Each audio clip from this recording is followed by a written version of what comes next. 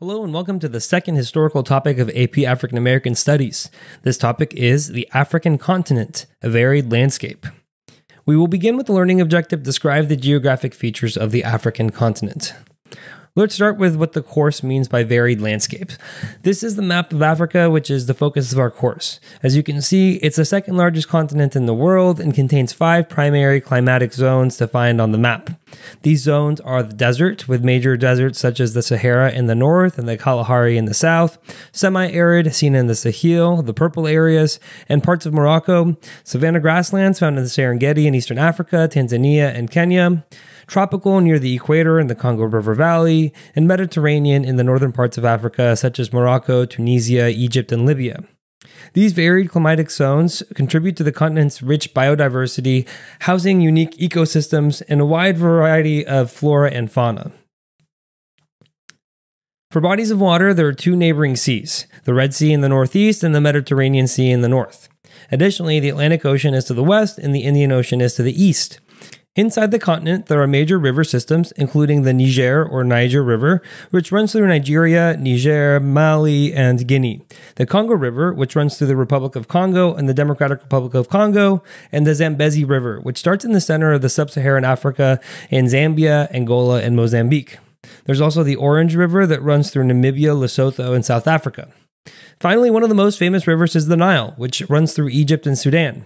The Nile has tributaries known as the Blue Nile and the White Nile in South Sudan, Uganda, and Ethiopia.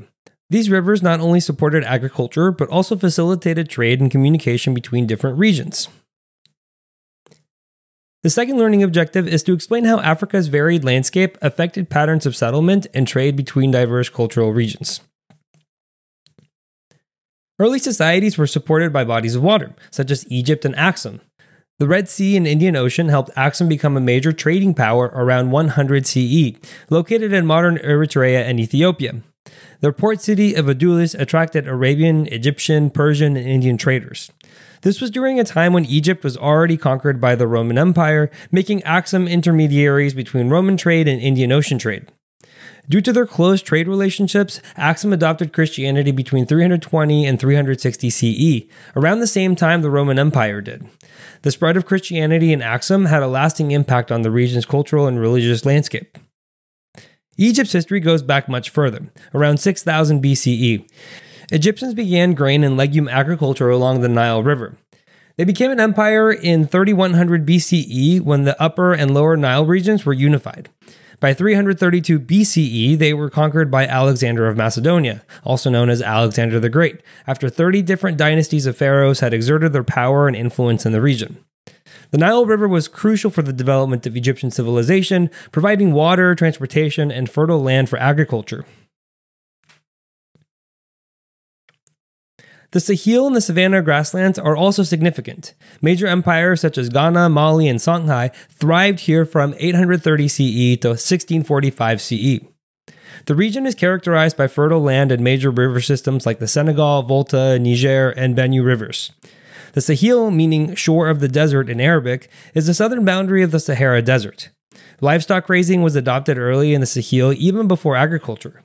Due to its geographic location, it became an intermediary for trade between sub-Saharan Africa and northern Africa. The trade between the tropical south, which had gold and kola nuts, and the north, where salt was a major trade good, was significant. The Sahel was also a crossroads for the spread and adoption of Islam, facilitated by those trade routes. This trade network helped to establish prosperous cities like Timbuktu, which became renowned centers of learning and culture. In the north of Africa, Islamic dynasties made their way across the region, and with continued trade, the empires of Mali and Songhai also adopted Islam. The desert and semi-arid areas were inhabited by nomadic people like the Berbers, who traded salt and transported trade goods between West African empires and northern Africa. In the Sahel, they traded livestock and camels, essential for crossing the Sahara. The savanna grasslands were home to the descendants of the Bantu expansion, who cultivated grain crops and adopted ironworking. In the tropical rainforest of equatorial Africa, people harvested kola trees and kola nuts, planted yams, and found gold to trade with other parts of Africa. The diversity in agricultural practices and natural resources across the region contributed to a rich quilt of cultural and economic interactions. Now to recap, Africa is composed of 5 primary climatic zones. Neighboring bodies of water and rivers significantly impacted trade. The Sahel emerged as the population center in the Middle Ages due to its major rivers, fertile land, and geographic position as an intermediary between regions with different trade goods. The climatic zones influence the type of trade and economic activities practiced in each region. Thank you for watching. If you would like to watch the next lecture, click the thumbnail on the screen. And if you would like more resources to help you study, you can visit apushslides.com/afam. I wish you the best of luck with your studies, and I hope to see you back on the next lecture.